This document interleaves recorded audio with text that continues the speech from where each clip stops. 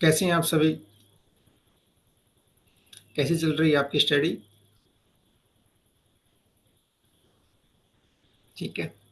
देखो, आज हमारी क्लास सेकंड है इकोनॉमिक्स पे। अभी हम macro economics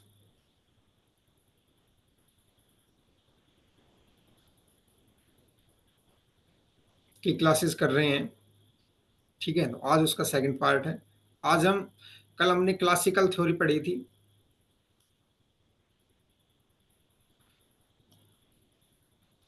income and employment. आज हम केन्स थ्योरी पढ़ेंगे। ठीक है, आज हमने केन्स थ्योरी करनी है। अभी हमारे जो बैचेज का है वो 60% के 60% ऑफ पे। यदि आप हमारा मेरा Sumit live coupon code use करते हैं तो आपको 60% ऑफ टोटल अमाउंट में मिलेगा, जो आपको ऑफ के बाद 399 में मिल जाएगा। ठीक है, तो आप यूज करिए इसको। अभी हमारा लाइव लिमिटेड ऑफर चला हुआ है 249 में। ठीक है, 95% ऑफ के ऊपर 249 में आपको 6 मंथ का सब्सक्रिप्शन मिलेगा। ठीक है, इसमें आपके पेपर टू इकोनॉमिक्स के लिए ये अवेलेबल होगा। ठीक है, मॉक टेस्ट वगैरह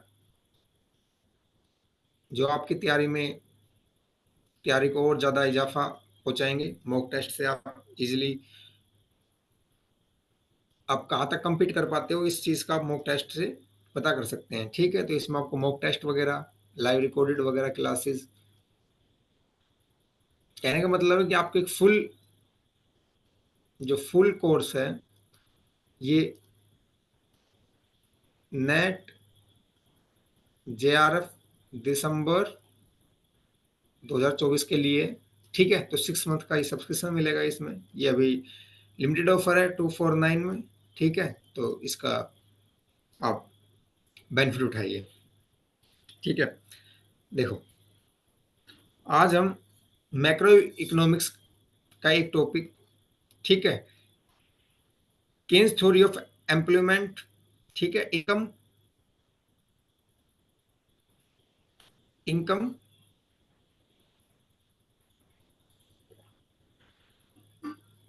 देखो, आज हम एम्प्लॉयमेंट की थ्योरी करेंगे केन्स की। ठीक है,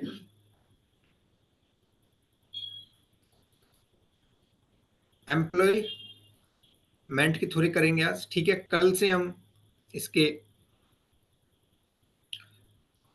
नेशनल इनकम, मतलब 2 सेक्टर 3 सेक्टर, इन चीज़ों के बारे में करेंगे। आज हम इस क्लास में सिर्फ जानेंगे कि केन्स जो थे उन्होंने एम्प्लॉयमेंट इक्विलिब्रियम कहाँ बताया गया है, तो वो हम आज की इस क्लास में जानेंगे।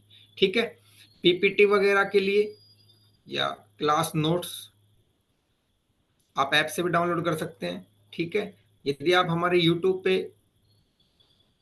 पे क्लासेस ले रहे हैं तो उन क्लासेस की पीपीटी वगैरह आप पीपीटी या नोट्स हमारे टेलीग्राम चैनल है, इससे आप वहाँ से इजीली डाउनलोड कर सकते हैं। आपको वहाँ पे सभी पीपीटी जो भी हम क्लासेस वगैरह यूट्यूब पे लेते हैं उनकी पीपीटी और नोटिफिकेशन, न्यू नोटिफिकेशन, क्लासेस की नोटिफिकेशन टाइमिंग वगैरह इस पे आपको अवेलेबल हो जाता है। ठीक है, तो ये हमारा टेलीग्राम चैनल है, इसे वहाँ पे जाके आप सब्सक्राइब करें। तो आज की क्लास हम स्टार्ट करते हैं। ठीक है, देखो, जो क्लासिकल इकोनॉमिस्ट मानते थे कि इकोनॉमी में फुल एम्प्लॉयमेंट बना रहता है, मींस फुल एम्प्लॉयमेंट की वो टेंडेंसी मानते थे। ठीक है, किसके बेस पे? सेज लो के बेस पे। सेज लो, ठीक है, 3 फैक्टर्स देखे थे हमने। 3 मार्केट थी, लेबर मार्केट, प्रोडक्शन मार्केट और कैपिटल मार्केट। इनमें लेबर्स में वेज रेट, प्राइस और रेट ऑफ इंटरेस्ट। मार्केट को यदि फुल एम्प्लॉयमेंट की टेंडेंसी या फुल एम्प्लॉयमेंट कम या ज़्यादा होता है तो ये वे फैक्टर्स थे ठीक है, यंत्र थे मार्केट के जो ऑटोमेटिकली ही उस कंडीशंस को, फुल एम्प्लॉयमेंट की कंडीशंस को दोबारा से क्रिएट कर देते थे। ठीक है, तो इनका मानना, क्लासिकल इकोनॉमिक्स का मानना था कि मतलब मार्केट में कोई छेड़छाड़ नहीं कर रही है। ठीक है, फुल एम्प्लॉयमेंट की टेंडेंसी, फुल एम्प्लॉयमेंट की कंडीशंस बनी रहती है। ठीक है, लेकिन क्या हुआ कि 1930s में, ठीक है, ग्रेट रिसेशन आता है। ठीक है, ग्रेट मंदी आती है, महामंदी, जिसे महामंदी का नाम दिया गया।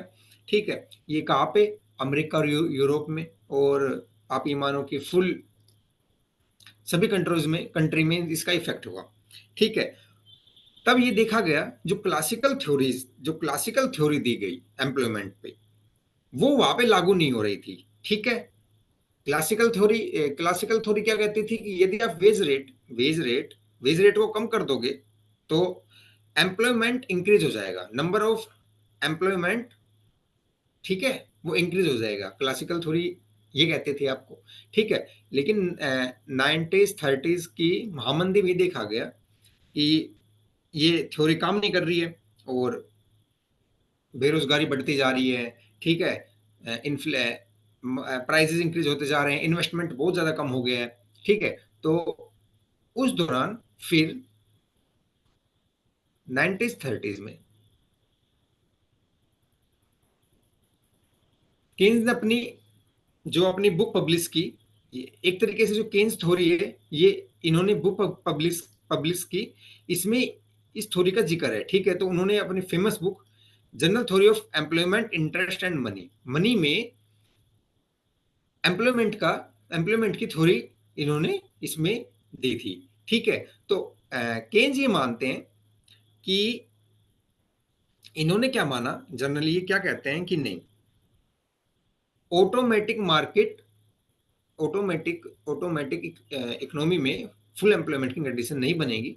ठीक है, इसके लिए कहीं ना कहीं आपको इस इनका पूरा जो जोर है, देखो क्लासिकल इकोनॉमिक्स मानते थे कि एडी, जो एग्रीगेट डिमांड है आपकी, वो कम नहीं होती है। ठीक है, कम नहीं होती है। ठीक है, लेकिन ये ऐसा नहीं मानते थे। ठीक है, इन्होंने aggregate demand, means aggregate demand के ऊपर सबसे ज्यादा जोर दिया है। ठीक है, ये एडी पे जोर देते हैं। ये कहते हैं कि यदि आपको फुल एम्प्लॉयमेंट की कंडीशन लानी है तो आपको कहीं ना कहीं एग्रीगेट डिमांड को इंक्रीज करना पड़ेगा। ठीक है, एग्रीगेट डिमांड को इंक्रीज करना पड़ेगा। ठीक है, अब देखो एग्रीगेट डिमांड है, उसके कंपोनेंट, एग्रीगेट डिमांड किसका प्लस होता है, कंजप्शन प्लस इन्वेस्टमेंट। ठीक है, कंजप्शन प्लस इन्वेस्टमेंट। ये क्या कहते थे, इनका क्या मानना था, जैसे कंजप्शन कुल मिला के कांस्टेंट रहती है। ठीक है, इसमें ज्यादा चेंजेस नहीं होते हैं, लेकिन जो इन्वेस्टमेंट है, इन्वेस्टमेंट में बहुत ज्यादा फ्लेक्सिबिलिटी होती है। ठीक है, तो इन्होंने जो मेन जोर दिया एडी को इंक्रीज करने के लिए, वो इन्वेस्टमेंट पे किया। ठीक है, इन्वेस्टमेंट के ऊपर जोर दिया। अब देखो, इन्वेस्टमेंट, क्लासिकल इकोनॉमिक्स इन्वेस्टमेंट को क्या मानते थे कि saving is equal to investment, rate of interest saving is equal to investment. ठीक है, ये कहते थे कि जितनी सेविंग हुई है उतनी इन्वेस्टमेंट हो जाती है। केन्स केन्स ये मानते थे कि ऐसा नहीं है, जो सेविंग हुई इन्वेस्टमेंट नहीं होती है। ठीक है, सेविंग का एक हिस्सा बचा लिया जाता है। ठीक है, तो इक्वल अमाउंट में सेविंग और इन्वेस्टमेंट इक्वल उसमें नहीं होती है, इस वजह से एग्रीगेट डिमांड है वो कम रहती है। ठीक है, इनका मानना एक तरीके से केन्स का ये था। ये बार इसे साफ करते हैं, देखो। ठीक है, आप ये समझे, केन्स ये मानते हैं। अब देखो, national income is equal to national output is equal to total expenditure. ये किसके इक्वल होगा, इफेक्टिव डिमांड के। ठीक है, देखो, ये इफेक्टिव डिमांड है, जो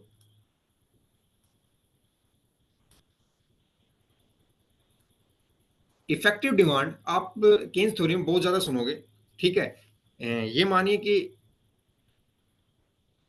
केन्स एक इफेक्टिव डिमांड के बारे में ज्यादा बात करता है। ठीक है, तो इसको आपने समझना है कि इफेक्टिव डिमांड होती क्या है। ठीक है,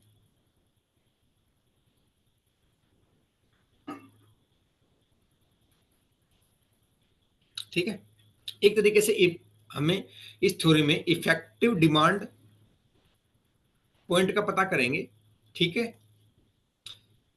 नॉर्मली क्या हो गया, इक्विलिब्रियम कहाँ पे होगा, aggregate demand, aggregate demand is equal to aggregate supply. ठीक है, वहां पे जहां पे ये इक्वल होंगे वहां पे वो पॉइंट इफेक्टिव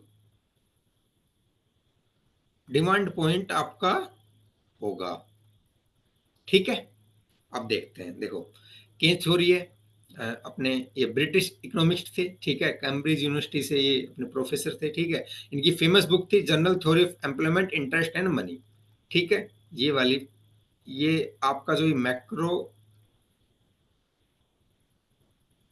मैक्रो इकोनॉमिक्स है, इसमें केन्स की बहुत ज्यादा थ्योरीज है। ठीक है, ये सभी theories general theories of employment interest on money की बुक्स में, इसकी जो फेमस बुक्स है उससे ली गई है। ठीक है, उसी में सारी चीजें बताई गई है। ठीक है, ये नकारता था। ठीक है, आलोचना करता था क्लासिकल एम्प्लॉयमेंट की, क्या कि ये जो सेज लो है कैन नॉट ऑपरेट, क्योंकि सेविंग लीकेजेस है। सेविंग मीन्स सभी सेविंग्स इन्वेस्टमेंट में तब्दील नहीं होती, कुछ सेविंग्स बच जाती है। ठीक है, पीगो थे wage wage price flexibility will not operated employment. ठीक है, वेज प्राइस फ्लेक्सिबिलिटी ऑपरेट नहीं करती। अब देखो, क्लासिकल मानते थे कि वेजेस को कम करके फुल एम्प्लॉयमेंट इंक्रीज कर सकता है, लेकिन नहीं, केन्स मानता है यदि वेज रेट को कम कर दिया है तो उससे एग्रीगेट डिमांड है वो और कम हो जाएगी। इसका मतलब ये है कि जो एम्प्लॉयमेंट है वो और इस तरफ हो जाएगा, मीन्स कम हो जाएगा।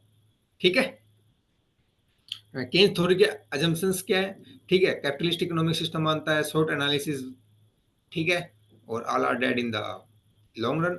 Role of both real and monetary factors करता है इनकम एम्प्लॉयमेंट पॉजिटिव रिलेटेड। ठीक है, इसका मतलब ये है एम्प्लॉयमेंट इंक्रीज हो रहा है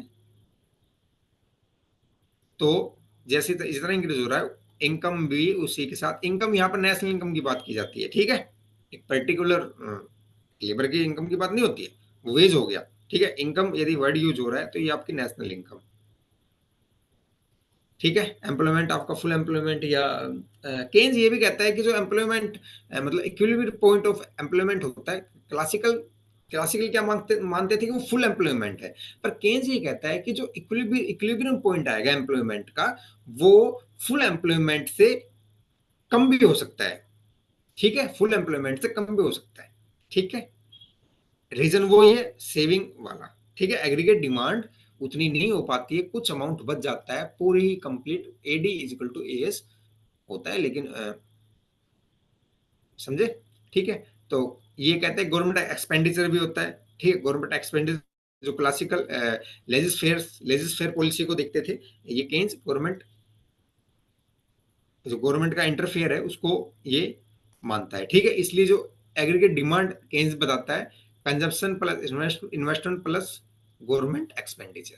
ठीक है, ये इस चीज को आपको एग्रीगेट डिमांड के ये तीन वो होते हैं जिससे आप एग्रीगेट डिमांड, तीनों का प्लस एग्रीगेट डिमांड आपकी होती है। ठीक है, इंपॉर्टेंट कंसेप्ट क्या क्या है, एग्रीगेट सप्लाई, एग्रीगेट डिमांड। ठीक है, देखो एग्रीगेट सप्लाई क्या होती है। एग्रीगेट सप्लाई होती है कि एग्रीगेट सप्लाई आप ऐसे समझिए,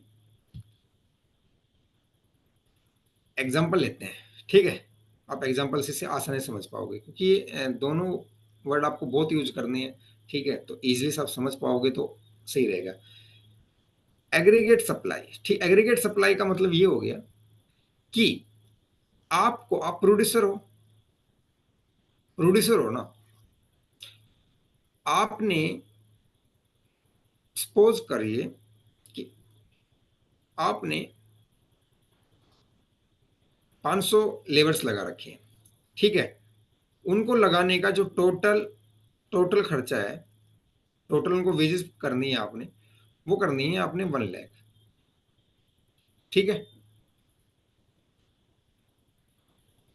1 लाख करनी है, ठीक है। मीन्स एग्रीगेट सप्लाई ये कहती है, एग्रीगेट सप्लाई का मतलब ये है कि प्रोड्यूसर को इतना अमाउंट तो मिलना ही चाहिए जो इन एम्प्लॉय को लगा सके, मतलब इतना एम्प्लॉयमेंट को कंटिन्यू रख सके, ठीक है। यदि सपोज करें, मतलब ये मानता है ये इतना इसको मिलना चाहिए, ये अनुमान लगाता है कि मेरा 1 लाख का खर्चा है तो मुझे कम से कम 1 लाख रुपए रिसिप्ट होनी चाहिए, जिससे मैं इन लेबर्स को कंटिन्यू कर सकूं, ठीक है। और एग्रीगेट डिमांड क्या हो गई है कि एग्रीगेट डिमांड होगी कि मेरा अनुमान है मेरा अनुमान है कि मुझे इतने पैसे लगाने से, इतना जो टोटल मेरा एक्सपेंडिचर हुआ है, खर्चे से रिसिप्ट कितनी प्राप्त हो जाएगी, ठीक है। एक तरीके से आप एग्रीगेट सप्लाई को प्रोड्यूसर की कॉस्ट मान सकते हैं, ठीक है। और ये जो डिमांड है, ये एक तरीके से रेवेन्यू हो गया, रिसिप्ट रेवेन्यू हो गया, और रिसिप्ट मांग सकते हैं प्रोड्यूसर की, ठीक है। टोटल और aggregate supply demand means total farm या टोटल प्रोड्यूसर का प्लस करके हम उसको एग्रीगेट मतलब स्मर्ग मांग निकाल लेते हैं, ठीक है। तो aggregate supply the money value of output which the producer must received by it selling it, means इतना तो उसको मिलना ही चाहिए। एग्रीगेट सप्लाई ये कहती है कि इतना तो उसको मिलना ही चाहिए, यदि इससे कम मिलेगा तो वो लेबर्स की छटनी शुरू कर देगा, ठीक है। मीन्स वो प्रोडक्शन नहीं करेगा या इतने इतने लेबर्स को जॉब पे नहीं रखेगा, ठीक है। एग्रीगेट डिमांड क्या हो गई है कि the money value of output which the producer must accept करता है कि यदि मैं इस चीज को, इस गुड्स को सप्लाई करूंगा तो मुझे इतना इतना वैल्यू मिलेगा, मतलब टोटल एक्सपेंडिचर और total income, yes aggregate demand total expenditure, ठीक है। तो ये एग्रीगेट डिमांड हो गई, ठीक है। ये 3 सेक्टर। इफेक्टिव डिमांड वहां होगी जहां पे इफेक्टिव डिमांड जो है अपनी इफेक्टिव डिमांड वहां होगी। ये इफेक्टिव डिमांड का कंसेप्ट ना मोस्ट इंपोर्टेंट। इफेक्टिव डिमांड कहाँ होगी? जहां पर आपका एग्रीगेट डिमांड और एग्रीगेट सप्लाई इक्वल होगा, ठीक है। वो पॉइंट इफेक्टिव डिमांड स्मृत मांग, ठीक है, वो आपका होगा। आप ये मान सकते हो वो वाला पॉइंट आपका होगा। समर्थ मांग इफेक्टिव डिमांड वो होगा, ठीक है। अब थोड़ा सा ना चीजें समझाता हूं मैं आपको, थोड़ा समझ पाओगे तो आप।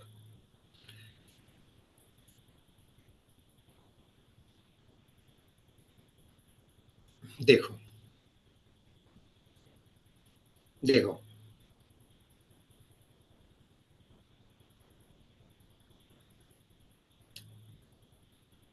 वाई पे हमने रिसिप्ट ली, ठीक है। एक्स पे हम लिखेंगे नंबर ऑफ एम्प्लॉयड, ठीक है, नंबर ऑफ एम्प्लॉयड, ठीक है। आप समझ लिया करो, ठीक है। मैं क्या लिख रहा हूँ थोड़ा साफ नहीं हो पाता है ये, ठीक है। फिर मैं कोशिश करता हूँ कि जो चीज लिखूं उसको मैं बोल दूं जिससे आप आसानी से समझ सके उसको, ठीक है। ये वाई एक्सिस पे हमने रिसिप्ट लिए और एक्स एक्सिस पे हमने नंबर ऑफ एम्प्लॉयड मतलब नंबर ऑफ, एक तरीका से ये है कि रोजगार कितने लोगों को मिलेगा, हमने वो चीजें ली है, ठीक है। नंबर ऑफ पर्सन एम्प्लॉयड, ठीक है, कितने पर्सन एम्प्लॉयड हुई, ठीक है। जो आपका एग्रीगेट एग्रीगेट जो वो होता है एग्रीगेट सप्लाई कर होता है, ये गया एक पॉइंट के बाद जाके ये सीधा हो जाता है, ये आपका ए एस है, ठीक है। ये आपका ए एस है। मीन्स इसका मतलब समझते हैं, देखो सपोज करें कोई भी प्रोड्यूसर है एन वन यूनिट N1 के बराबर रोजगार देता है, ठीक है। वो एएस आपको क्या बताता है, एएस ये बताता है, वो ये चाहता है, वो ये मानता है कि कम से कम उसको इतनी रिसिप्ट तो प्राप्त हो ही जो ये ओ एन एम्प्लॉय को कंटिन्यू कर सके, इनको रोजगार में दे सके, ठीक है। जो फुल एम्प्लॉयमेंट की कंडीशन होगी, फुल एम्प्लॉयमेंट की कंडीशन होगी, वो होगी आपकी एन एफ, ठीक है। मीन्स अब यदि प्रोड्यूसर एएस सप्लाई को इंक्रीज, मतलब प्रोडक्शन को इंक्रीज भी करना चाहे तो कर नहीं सकता है, क्योंकि जो भी प्रोडक्शन के फैक्टर्स, वेरिएबल फैक्टर्स है, प्रोडक्शन के फैक्टर्स है, सभी को रोजगार मिला हुआ है, ठीक है। तो अब एग्रीगेट सप्लाई इंक्रीज नहीं हो सकती है, ठीक है। तो ये वाला, ये जहां से वो स्ट्रेट होता है, यहां से अब यदि ये इंक्रीज नहीं हो सकती है, ऐसे नहीं हो सकती है, ठीक है। ये सिर्फ प्राइस बढ़ सकते हैं, ठीक है, सिर्फ प्राइजेस बढ़ सकते हैं, एग्रीगेट डिमांड बढ़ सकती है, और नंबर ऑफ एम्प्लॉयमेंट अब कोई है नहीं, फुल एम्प्लॉयमेंट कंडीशन है, तो प्रोडक्शन इंक्रीज नहीं हो सकता है, तो ये कहते हैं, ठीक है। तो ये, और ये मानते हैं N2 ना, N2 मीन ज्यादा की क्या, तो आपकी कॉस्ट ज्यादा आई, तो अब ये जो प्रोड्यूसर है, ये चाहता है कि जैसे अब ये मानो कि ये R1 R2, अब ये चाहता है कि अब ये मानता है कि यदि मैं ON वर्कर्स को, नंबर ऑफ एम्प्लॉयड होंगे, तो मुझे कम से कम OR जितनी रिसिप्ट मिलनी चाहिए। मीन्स यदि आपने नंबर ऑफ एम्प्लॉयड को इंक्रीज किया है, तो एएस भी इंक्रीज हो रही है, ठीक है, इंक्रीज कोर्स इंक्रीज हो रही है, समझे आप। अब देखो, ये आप समझे, ये एएस, ये हो गई आपकी एएस, ठीक है। एक मिनट रुको, अब देखो, अब इसी में ही अपनी एग्रीगेट डिमांड बना देते हैं। ये आपकी एग्रीगेट डिमांड, ये आपकी एग्रीगेट डिमांड हो गई, ठीक है। एग्रीगेट डिमांड क्या कहते हैं, देखो, oh N number of employed person, ठीक है, प्रोड्यूस की जो कॉस्ट आई है वो ओ आर आई है, ठीक है। लेकिन जो उसने एग्रीगेट डिमांड, मतलब मार्केट में जो एग्रीगेट डिमांड हुई है, वो हुई है OR3। मीन्स यहाँ पे प्रोड्यूसर को प्रॉफिट हो रहा है, तो प्रॉफिट हो रहा है तो क्या करेगा, वो उसकी टेंडेंसी होगी और ज्यादा लोगों को रोजगार देने की, तो वो और ज्यादा लोगों को रोजगार देगा। उसने सपोज करो ON2 पहुंच गया, ये यहाँ भी प्रॉफिट में, यहाँ भी इसको रिसिप्ट ज्यादा ज्यादा मिल रही है, ठीक है, तो वो और ज्यादा करे, कहाँ तक, यहां तक। ये जो पॉइंट है, ये ई पॉइंट मानिया, ई पॉइंट ही इफेक्टिव डिमांड पॉइंट है, ठीक है। यहां पे क्या है कि जो प्रोड्यूसर की लागत आई है वही उसको, डिमांड उतना ही उसको मिल रहा है, रेवेन्यू मिल रहा है, तो यहाँ पे ये वाला point O N three equilibrium point है। O N three equilibrium point है एएस का, नंबर ऑफ एम्प्लॉयड इतने लगाए जाए, कोई भी number of person employed ON3 लगाए जाएंगे, ठीक है। अब एक चीज है, देखो, ये वाला पोर्शन, ये मानो जो ये वाला पोर्शन आ रहा है, देखो एग्री डिमांड यहाँ से, फुल एम्प्लॉयमेंट तो ONF है, ये उससे कम है, ठीक है। लेकिन क्या हो रहा है कि एडी अब एएस से कम हो गई है। मीन्स यदि प्रोड्यूसर ये कहता है कि ये हम इस लाइन पे चलते हैं, ठीक है, वो कहता है कि नहीं मैं N5, ये N5 मानो, N5 इतने लोगों को रोजगार लगाता हूं, तो उसको नुकसान होगा, क्योंकि चाहता तो वो ये है और मिल उसको एग्रीगेट डिमांड मिल इतना रहा है, तो यदि उसको लॉस होगा तो वो क्या करेगा, छटनी करेगा लोगों की, ठीक है। तो वो एम्प्लॉय को निकालेगा, जिससे ये जो हिस्सा है, ये वाला हिस्सा है, ये वाले रोज ये वाले लोग पर्सन बेरोजगार रह जाएंगे, ठीक है। तो जो क्लासिकल इकोनॉमिस्ट कहते थे कि नहीं, फुल एम्प्लॉयमेंट की टेंडेंसी, नहीं, ऐसा नहीं है। इक्विलिब्रियम पॉइंट पे भी, ठीक है, वहां पे भी कुछ लोग बेरोजगार रह जाते हैं, ठीक है। तो आप आई थिंक समझे होंगे इसको।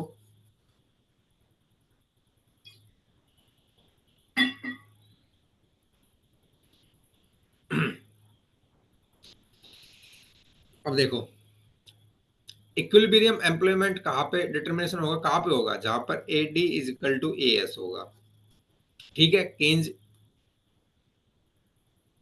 केन्स यही कहते हैं जहां पर ये होगा। ठीक है,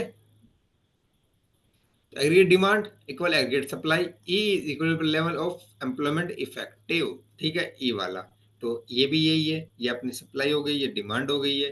ठीक है, ये वाला हिस्सा यहाँ पर ओवन मैंने अभी ये समझाया है। ठीक है, effective demand determinant of employment और रिसिप्ट्स कितनी हो गई है, ये जब एडी और एएस को ई पॉइंट पे काट रही तो ये इफेक्टिव प्राइस हो गया है। ठीक है, कुल मिला के केन्स यही कहना चाहता है। ठीक है, लेकिन जो ये N T minus N E ये अपने बेरोजगार लोग हो गई हैं। ठीक है, ये ऐसा नहीं है अनैच्छिक बेरोजगारी है, ये जानबूझ के मीन्स क्लासिकल इकोनॉमिक्स क्या कहते हैं कि जो लोग बेरोजगार हैं वो क्या है कि वो दिए हुए वेज रेट पे काम नहीं करना चाहते, मतलब वो वॉलेंट्री अनएम्प्लॉयमेंट है। केन्स ने इसको नकारा नहीं, ऐसा नहीं है, केन्स ने इसने मना कर दिया कि नहीं ऐसा नहीं है, इक्विलिब्रियम एम्प्लॉयमेंट लेवल पे भी अनैच्छिक बेरोजगारी मिलती है, इनवॉलेंट्री अनएम्प्लॉयमेंट होता है। यहाँ पर इन इन इन इनवॉलेंट्री अनएम्प्लॉयमेंट ये वाला हिस्सा है। ठीक है, ये ये वाला हिस्सा है। ठीक है, समझे आप? तो डिटर्मिनेशन का होगा जहां पे A D is equal to A S होगा। ठीक है, जब तक ए एस ए डी से ज्यादा रहेगा एम्प्लॉयमेंट लगते रहेंगे, लगाते रहेगा, प्रोड्यूसर इंक्रीज करता रहेगा। ठीक है, फुल एम्प्लॉयमेंट कब होगा?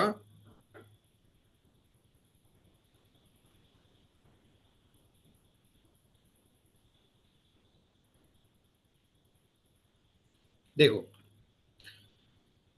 किसी कहता है कि फुल एम्प्लॉयमेंट आपको तब मिलेगा जब आप एग्रीगेट डिमांड को इंक्रीज कर दोगे। ठीक है, इंक्रीज कब करोगे? इसमें गवर्नमेंट एक्सपेंडिचर इंक्रीज करके। ठीक है, तो फिर आप फुल एम्प्लॉयमेंट पे पहुंच जाओगे। ठीक है जी, अब ये कह रहा है कि जो इक्विलिब्रियम है not necessary at full employed level. ठीक है, केन्स का ये मेन वो है कि ये नहीं, ऐसा नहीं होता है कि वही लेवल हो। ठीक है, आप ये मानिए फुल एम्प्लॉयमेंट तो एनटी की एनटी पॉइंट पे होगा। ठीक है, लेकिन जनरल इक्विलिब्रियम वो एनई पे हो गया है। ठीक है, यहाँ पर एम्प्लॉयमेंट जनरल इक्विलिब्रियम हो गया है ओ एन ई। ठीक है, लेकिन फुल एम्प्लॉयमेंट ONT है। ठीक है, मीन्स कहीं ना कहीं सेविंग इजिकल टू इन्वेस्टमेंट नहीं हुई है। ठीक है, लोगों ने अपनी सेविंग का कुछ हिस्सा बचा लिया है, जैसे कि केन्स क्या कहते हैं कि भाई जो लोग हैं वो अपनी बीमारियों के लिए या फ्यूचर की प्लानिंग के लिए, शादियों के लिए, इन चीजों के लिए इसकी भी प्रेफरेंस थ्योरी है। ठीक है, वो भी हम बाद में पढ़ेंगे। उन चीजों के लिए जो लोग हैं वो सेविंग का कुछ हिस्सा बचा लेते हैं। इस वजह से एग्रीगेट डिमांड एग्रीगेट के सप्लाई मतलब उतनी एग्रीगेट मतलब सेविंग इक्वल टू इन्वेस्टमेंट नहीं हो पाता है। ठीक है, ये लीकेज वगैरह होते हैं जिस वजह से ये हो जाता है। ठीक है, अनएम्प्लॉयमेंट मतलब जो इक्विलिब्रियम पॉइंट है वो फुल एम्प्लॉयमेंट से नीचे भी हो सकता है। ठीक है, ये है। तो यहाँ पे ये इक्विलिब्रियम पॉइंट ये है, लेकिन यहाँ फुल एम्प्लॉयमेंट तो इवन है। ठीक है, यदि यहाँ पे इस पॉइंट पे फुल एम्प्लॉयमेंट मिलेगा लेकिन ये यहाँ पे नहीं मिल रहा है तो इक्विलिब्रियम, ऐसा नहीं कि फुल एम्प्लॉयमेंट पे इक्विलिब्रियम होगा, नहीं, अंडर फुल एम्प्लॉयमेंट पे इक्विलिब्रियम होता है। ठीक है, अब देखो क्या कहते हैं एम्प्लॉयमेंट। ठीक है, आउटपुट और इनकम ये तीनों चीजें एक तरीके से एक जैसी होती है। कैसे पता चलती है? इफेक्टिव डिमांड से। केन्स अपने थ्योरी में इफेक्टिव डिमांड को बहुत ज्यादा महत्व देता है। ठीक है, यही वो इफेक्टिव डिमांड है जो इजिकल टू इनकम, आउटपुट और एम्प्लॉयमेंट के बराबर इफेक्टिव डिमांड होती है। क्योंकि हमने देखा इफेक्टिव डिमांड पॉइंट ही वो है जहां पर अपना एग्रीगेट डिमांड और एग्रीगेट सप्लाई एक दूसरे को काटते हैं, तो एक तरीके से वही इनकम, आउटपुट और एम्प्लॉयमेंट का एक पोर्शन होता है, means effective demand is equal to employment is equal to output is equal to income. ठीक है, अब इफेक्टिव डिमांड के कंपोनेंट्स कौन कौन से हैं? एग्रीगेट सप्लाई फंक्शन और एग्रीगेट डिमांड फंक्शन। ठीक है, ये आप कह सकते हो aggregate supply price, aggregate demand price. ठीक है, प्राइस प्राइस। ठीक है, देखो केन्स केन्स अपनी थ्योरी में एग्रीगेट डिमांड को बेस रखता है। ठीक है, मींस ये एग्रीगेट डिमांड के ऊपर जोर देता है, ये सप्लाई साइड को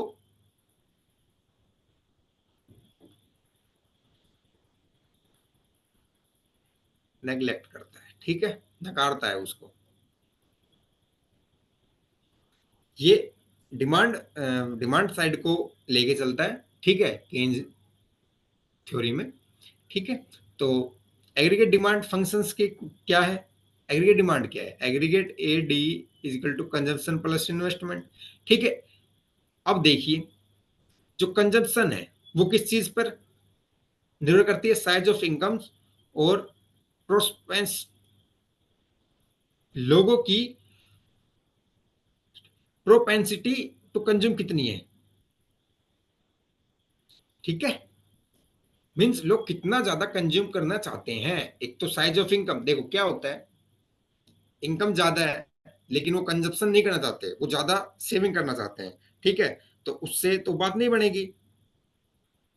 साइज ऑफ इनकम भी, और लोग कितना ज्यादा कंज्यूम कर, मतलब उनकी एक तरह से कंजूस नहीं है। आप एक तरीके से इसको ऐसे भी ले सकते हो। ठीक है, तो ज्यादा नहीं, बस समझने के लिए है ये। ठीक है, लिखना नहीं है ये एग्जाम वगैरह। इन्वेस्टमेंट इन्वेस्टमेंट इन्वेस्टमेंट को ये देखो, क्लासिकल इकोनॉमिस्ट सिर्फ इन्वेस्टमेंट को रेट ऑफ इंटरेस्ट से उस चीज को कर देते हैं, लेकिन नहीं, केन्स ये कहते हैं कि जो इन्वेस्टमेंट है वो सिर्फ रेट ऑफ इंटरेस्ट से ही नहीं होता है। एमईसी, ये एमईसी को मेन रोल इन्वेस्टमेंट में, एमईसी का मेन रोल है मार्जिनल एफिशिएंसी ऑफ कैपिटल। ठीक है, मार्जिनल एफिशिएंसी ऑफ कैपिटल क्या होगी? देखो रेट ऑफ इंटरेस्ट, एक एग्जांपल लेते हैं। सपोज करिए आपने एक टी शर्ट का प्रोडक्शन करना है, आपने एक टी शर्ट का प्रोडक्शन करना है। ठीक है, रेट ऑफ इंटरेस्ट मानते हैं 10% थी, अब वो 5% हो गई है। 10% थी पहले, अब वो 5% हो गई है। तो यही होगा कि आप लोन ले लोगे, ज्यादा लोन ले लोगे। क्लासिकल इकोनॉमिस्ट मानते थे कि रेट ऑफ इंटरेस्ट कम हो गई है तो अब आप ज्यादा लोन लोगे। ठीक है, समझ में तो यही आता है, हम आसानी से इस चीज को ये समझ सकते हैं, लेकिन नहीं, ऐसा नहीं है। देखो आपने टी शर्ट का प्रोडक्शन कर रहे हो, आप टी शर्ट का प्रोडक्शन कर रहे हो। ठीक है, यदि आपका जो प्रोडक्शन है ये बिकेगा ही नहीं, ठीक है, मतलब सप्लाई कर दी है आपने, डिमांड उसकी हो नहीं रही है, तो रेट ऑफ इंटरेस्ट कितनी भी हो आपको फर्क नहीं पड़ता, क्योंकि आप लोन नहीं लोगे, क्योंकि आपका ये जो सप्लाई है वो सप्लाई तो हो गई है, इसकी डिमांड नहीं हो पा रही है, तो वो बात नहीं बन पा रही है। ठीक है, तो जब भी प्रोड्यूसर देखता है कि मुझे इन्वेस्टमेंट करता है, वो ये सोचता है कि मैंने इतना इन्वेस्टमेंट किया तो वो कुछ ना कुछ उसका रिटर्न तो एक्सेप्ट करता है। ठीक है, तो जो मार्जिनल एफिशिएंसी ऑफ कैपिटल होती है उसको ही नजर में रखते हुए इन्वेस्टमेंट लिया जाता है। सपोज करिए यदि आपने टी शर्ट्स का प्रोडक्शन किया, वो सारी टी शर्ट बिक गई, तो आप लोन लेते वक्त रेट ऑफ इंटरेस्ट को ध्यान में नहीं कर रखेंगे, वो 10 की जगह 20% भी होगी तो आप लोन लोगे। ठीक है, क्योंकि उसकी मार्जिनल एफिशिएंसी ऑफ कैपिटल बहुत ज्यादा हो गई है। तो इसलिए केन्स इन्वेस्टमेंट में सिर्फ रेट ऑफ इंटरेस्ट को ना मानते हुए मेन इसको मार्जिनल एफिशिएंसी ऑफ कैपिटल को मानते हैं। ऐसे कंजप्शन में वो इनकम साइज और ये प्रोस्पेंसिटी टू कंज्यूम को मेन मानते हैं, कि लोग चाहते कितना ज्यादा है, मतलब वह कितना ज्यादा कंजप्शन करना चाहते हैं वो। ठीक है, तो ये आपको चीज याद रखनी। अब थोड़ा सा इसको और आगे कर दिया गया है कि जो मार्जिनल एफिशिएंसी ऑफ कॉस्ट है, सप्लाई प्राइस, प्रोस्पेक्टिव यील्ड्स, ठीक है, rate of interest, quantity of money, liquidity preference. ठीक है, रेट ऑफ इंटरेस्ट इससे भी काफी चीजें, लिक्विडिटी प्रेफरेंस कितनी है। ठीक है, ये हो गया transitive motive, precautionary motives और स्पेकुलेटिव मोटिव्स। ये लिक्विड, ये मानिए जो लिक्विडिटी, ये जो चीज है लिक्विडिटी प्रेफरेंस, ये हम आगे जाके स्टडी करेंगे, ठीक है। हम आगे जाके इसे स्टडी करेंगे, लिक्विडिटी प्रेफरेंसेस, ठीक है। लिक्विड रखने के लिए प्रेफरेंस केन्स ने ही इनको बताया है, तो इस चीज को भी हम देखेंगे, ठीक है। आई होप आप समझे होंगे अभी तक।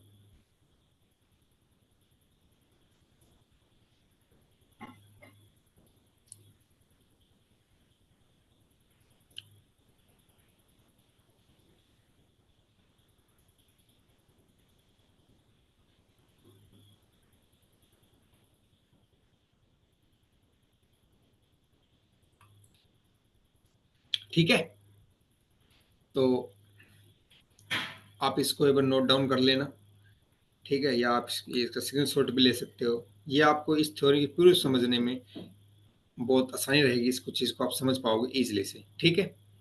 अब देखो working working of Keynes model, ठीक है, कैसे काम करता है, कैसे काम करता है।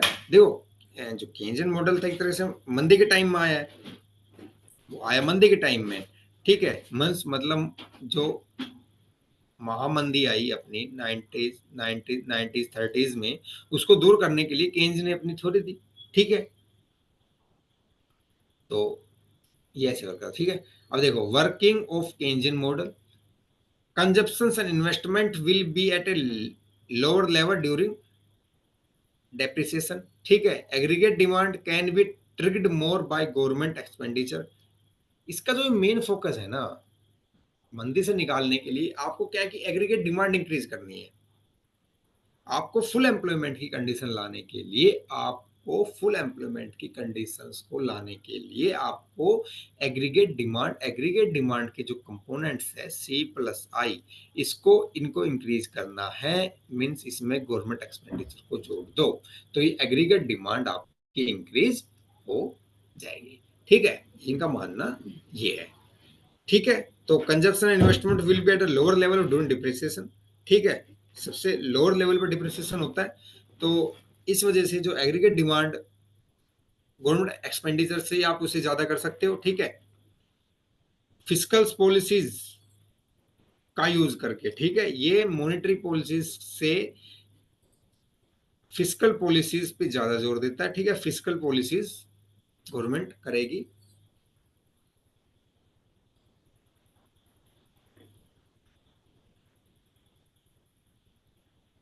देखो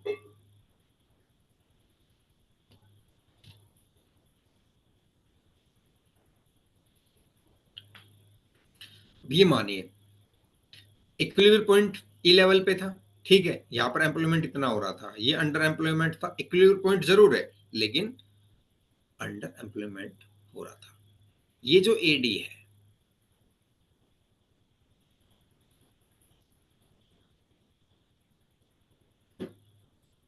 C+I है, ठीक है। मंदी आई, एग्रीगेट डिमांड कम हुई, तो अनएम्प्लॉयमेंट नीचे आ गया, ठीक है। इन्वेस्टमेंट भी नीचे आ गया।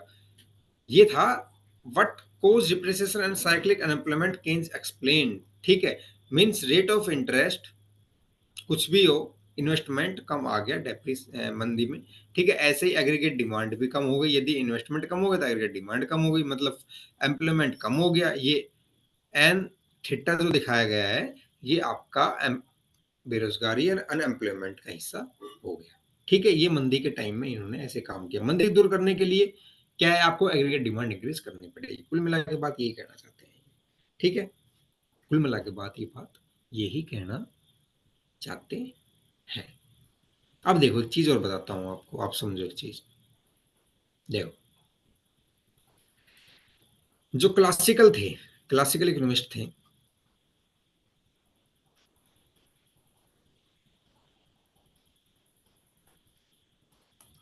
ये क्या कहते थे कि यदि ऐसी कंडीशन आती है तो वेज रेट को आप कम कर दो,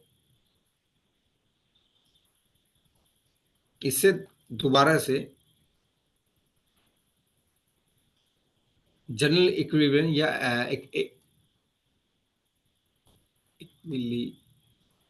बीरियम एम्प्लॉयमेंट हो जाएगा। ठीक है, ये मानते थे। केन्स ये कहता है यदि वेज रेट कम की गई है, वेज रेट क्योंकि कंजप्शन के लिए वेज इनकम चाहिए, वेज रेट से कॉस्ट तो कम हो जाएगी प्रोडक्शन की, लेकिन वेज रेट एग्रीगेट डिमांड का भी एक फैक्टर है। ठीक है, क्योंकि वहां पे इनकम कम हो जाएगी, इनकम कम होने से एग्रीगेट डिमांड है वो कम हो जाएगी। इसको आप इस डायग्राम को ये समझिए, पहले एक लाइन और करते हैं, एक लाइन और ड्रॉ करते हैं कि फुल एम्प्लॉयमेंट तो नहीं है। ठीक है, ये एडी है। ठीक है, ये क्या कहते हैं, वेज रेट कम हो गई है यदि, अब एडी के ऊपर ये पॉइंट ये है। ठीक है, ये वाले आप मानो एन टू मानो। ठीक है, क्लासिकल कहते हैं कि वेज रेट को कम कर दो तो एम्प्लॉयमेंट इंक्रीज हो जाएगा, क्योंकि कॉस्ट कम हो जाएगी, प्रोड्यूसर के पास लागत कम हो जाएगी, तो ज्यादा लोगों को रोजगार दे पाएगा। ठीक है, केन्स ये कहते हैं कि आपने वेज रेट कम कर दी है। ठीक है, वेज रेट से क्या होगा, लोगों की इनकम है वो कम हो जाएगी। इनकम का कम होने का मतलब है कि एग्रीगेट डिमांड कम हो जाना, कम हो जाएगी।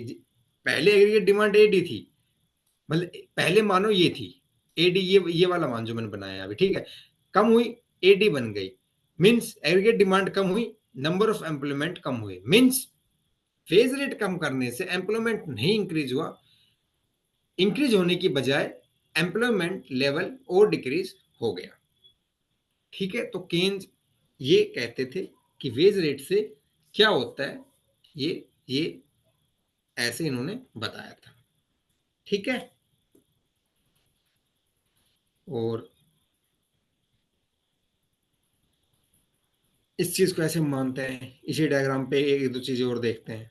ठीक है, इसी डायग्राम पे एक दो चीजें और देखते हैं। देखो, महामंदी से निकलने के लिए केन्स ने क्या किया, क्लासिकल इकोनॉमिस्ट लेजिस फेयर की पॉलिसी मानते थे, उन्होंने गवर्नमेंट इंटरफेयर को कंप्लीटली नकारा। ठीक है, केन्स ये कहते हैं कि यदि आपको मंदी से बाहर निकलना है, एग्रीगेट मंदी के दौरान क्या होता है कि कंजप्शन भी कम होती है, इन्वेस्टमेंट भी कम होती है। ठीक है, तो आपकी एग्रीगेट डिमांड इंक्रीज नहीं हो पाती है। ठीक है, आप रेट ऑफ इंटरेस्ट कितनी भी कर लो, ये कर लो, उससे कुछ ज्यादा हो नहीं पाता है, क्योंकि रेट ऑफ इंटरेस्ट कम भी कर दिए, लेकिन क्या है कि कंजप्शन ही नहीं है, डिमांड ही नहीं है, तो सप्लाई का इंक्रीज करने से कुछ होगा नहीं। ठीक है, तो कहीं ना कहीं आपको एग्रीगेट एग्रीगेट डिमांड को इंक्रीज करना होगा। एग्रीगेट डिमांड को इंक्रीज करने के लिए इसने ये बताया है कि गवर्नमेंट को फिस्कल पॉलिसीज लानी होगी, गवर्नमेंट एक्सपेंडिचर इंक्रीज करना होगा, जिससे आपकी एडी इंक्रीज हो जाएगी, और इससे आपका जो बेरोजगारी है, बेरोजगारी कम होती जाएगी, मतलब रोजगार बढ़ता जाएगा। ठीक है, मंदी से निकलने का, मतलब मंदी, रिसेशन या डिप्रेसेशन से निकलने का केन्स ने ये बताया है। ठीक है, अब जैसे आप ये मानो, यहाँ पे देखो,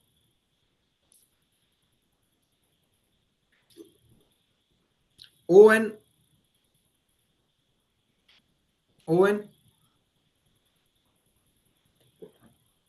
लोगों को रोजगार है। ठीक है,